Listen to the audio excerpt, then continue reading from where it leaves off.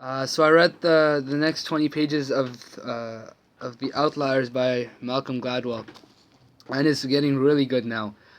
He's talking about the topics that he's talking about now really applies uh, to my life right now in academia in high school, and so he starts off very strong, and he introduces this character by the name of Christopher Langan, and he claims that Christopher Langan is the smartest man in America, and Christopher Langan has an IQ of 195, and which is very very high. Most people are around the like low hundreds, 110s maybe, and that's what's considered average. So he is well above average, and he's well above the threshold that categorizes a person as a genius. I think it was 135. That if you're above that, you're considered a genius. So he's well above even that.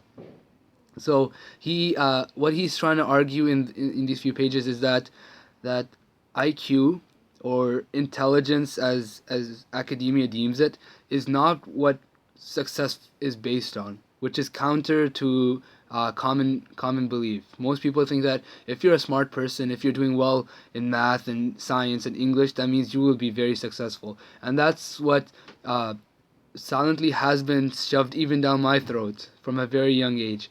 Uh, and my parents are slightly to blame for that. Uh, Teachers in high school, peers in school, even primary school, and so on. They have always, even when it's not, even when they don't say it explicitly, it is implied most of the time, right? That if you're not doing well in math, that means most likely you won't have a good future. You won't be successful.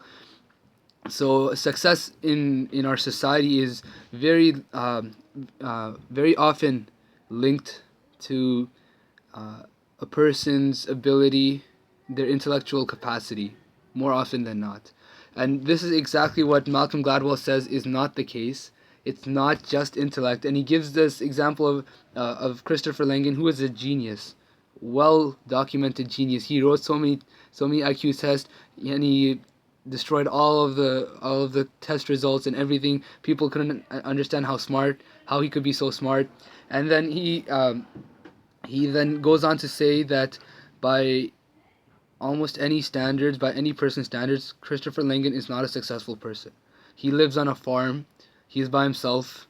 Uh, his family, most of his family broke apart. His parents are not together.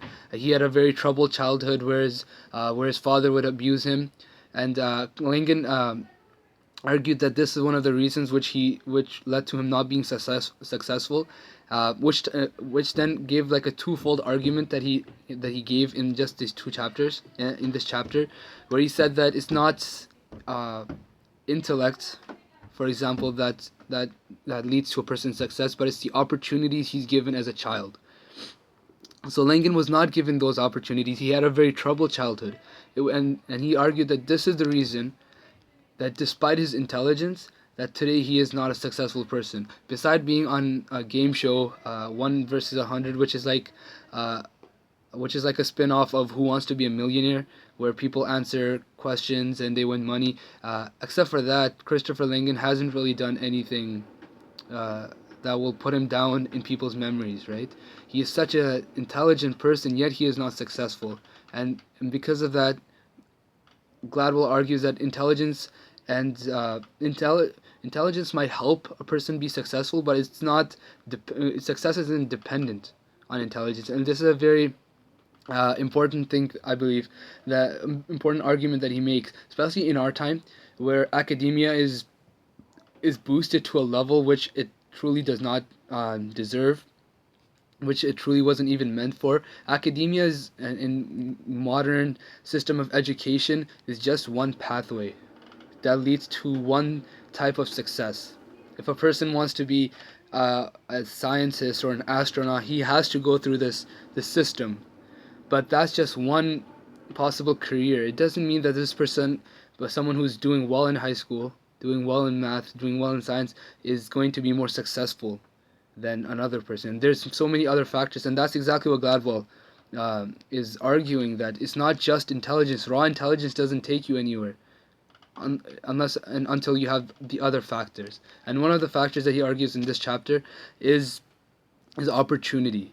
And I think he's going to continue with this because he didn't uh, cover every single aspect of it. He introduced it near the end of the passage, and I think he's going to go further with how important opportunity is, and how it even overruns other more commonly believed factors in success, such as intelligence.